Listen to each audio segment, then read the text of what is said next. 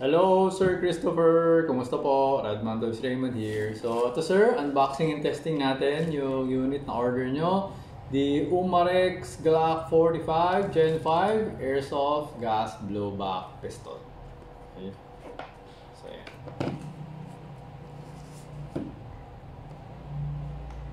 Okay, tingnan lang.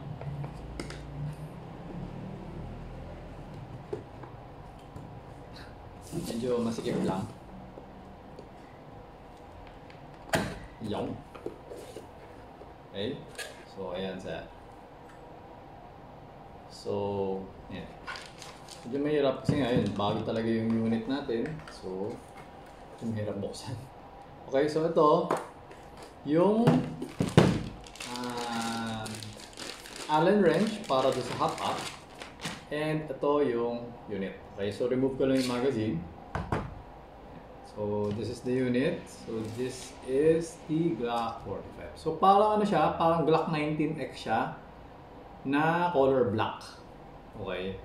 Pero hindi rin siya exactly Glock 19X. Kasi yung Glock 19X, diretso yun dito. Ito kasi flared na. So, parang Gen 5 type na siya. Yung Glock 19X kasi diretso lang. So, yung size, yung sukat, parehas siya ng Glock 19X. So, yung Glock 19X is di ba color tan. So, yun, ganun siya. Okay? So, kumbaga, itong ibabaw, ano siya, yung size ng Glock 19. Tapos, itong frame na nasa ilalim, pang Glock 17. Ganun siya. Okay? Yeah. Right. So,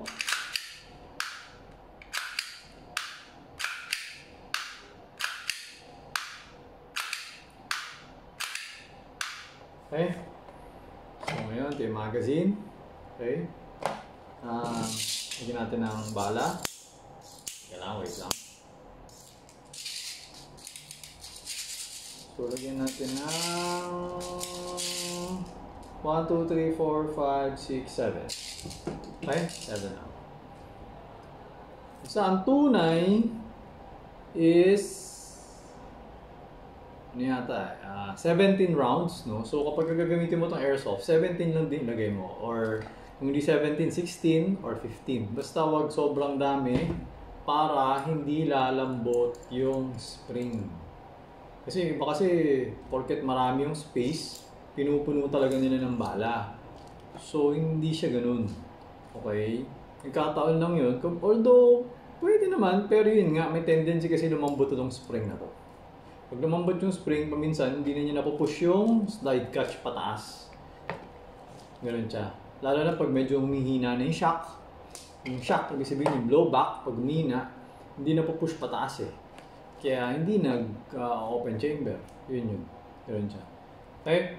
So, lagyan natin ng gas. No? Ito. So, to access, pwede mong gamitin to. Ibababa mo lang to dito. Yan. Or gamitin mo to, pupush mo tong yung lock. Pag bumaba, saka mo to i-push out. Okay? Alright. So, konti lang nilagyan natin. Wala namang full auto to eh. So, basically, ito lang naman yung bala. Okay? Ngayon, buksan natin ang ating chronograph para matesting lang natin. Testing muna natin kung may pa-function ba siya or may encounter line problem or whatever. Yun lang, testing lang. Although, never pa naman ako nagkaroon ng problem sa mga Umarex. Okay? So, ito. Always remember to keep your trigger finger out. No? Pag mawak kayo ng barrel, never put your trigger finger in. Always keep it out. Papasok mo lang dyan kapag kakalabitin mo yung trigger. Pag nadudong ka na sa trigger, pag may babaraling ka na or something. Pag wala naman, labas mo lang siya. Okay? Mabilis na naman yan ipasok. Ayan o. Okay? So, yun. Okay? So, ito. And also, always remember to make sure that the muzzle, okay, this is the muzzle, make sure it is pointing at a safe direction. Okay, walang tao doon, walang LCD TV, walang hayop, walang salamin, ganun siya. Okay? Always practice safe gun handling naman. Yun lang naman yung safety. Just in case in the future, bumili ka ng tunay na para sanay ka na, mindful ka na, aware ka na, diba? Mababa yung probability na magkakaroon ng accident. kapag ganun kayo safe mag-handle ng barrel. Okay? So, ayan. So, papasok na natin ang magazine. Alright, so this is an ambidextrous pistol. So, ambidextrous mag catch, no? Ayan. Tapos, ambidextrous slide catch. Tapos, ambidextrous din yung magazine catch. Okay, so wait. Ayan. Ambidextrous. So, if ever pwedeng ilipat-lipat sa kabilaan. Okay, teka lang. Parang nakaangat to.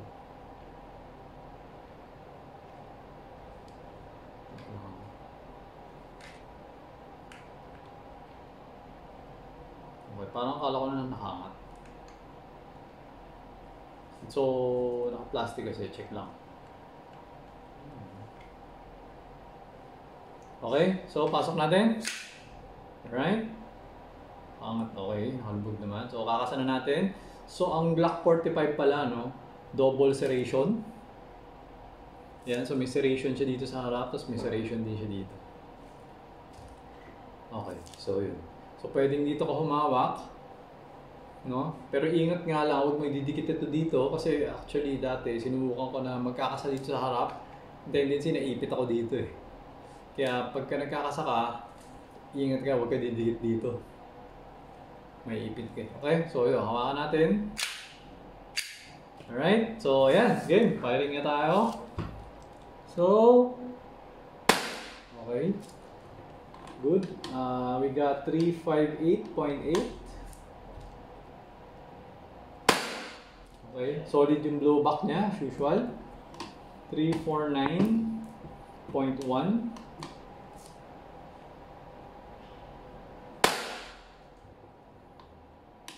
346.6. 348.2. Busing ko na to, no? Okay? Ayan. Solid ang blowback. So, for the last shot, we got 327.6. So, nag-open chamber siya. Removing the magazine. Okay? So, ayan. Anong bala. So, ngayon, pagka ibabalik na natin, pwede mo naman i-press to, yung slide catch. Pero, sinasuggest ko na pull back na lang yung slide. Tapos release. Okay, para hindi mapudpud yung kanal. Kasi pagka parati mong pinapress down yung slide catch, narating yung time mapupudpud yung kanal. So, susunod, hindi na siya mag-open chamber, kumbaga dudulas na siya. Kaya, kailangan talaga i-ganon mo na lang. Okay? Kasi nga, kung hindi kakamali, this is made of steel. Itong slide catch, this is made of steel. Tapos itong slide, this is made of zinc alloy. Kaya mas malambot ito compared dun sa slide catch. Kaya makakayod siya. Okay? So ayun, so after na ganyan, pag hindi ka na maglalaro or I don't know, basta pagka after, you need to hammer down, no? You have to put the trigger. Make sure that it's pointing at the same direction and wala yung magazine. Okay? Okay, para hindi siya puputok. Kasi kapag hindi mo siya, ayan, for example to, naka-hammer down, nakapasok yung magazine, ano mangyayari? Pero kapag hindi mo kasi, yan, walang bala to, di ba? Wala rin bala to. Puputok to. Okay? Tabi niyo ako. Okay, so yun.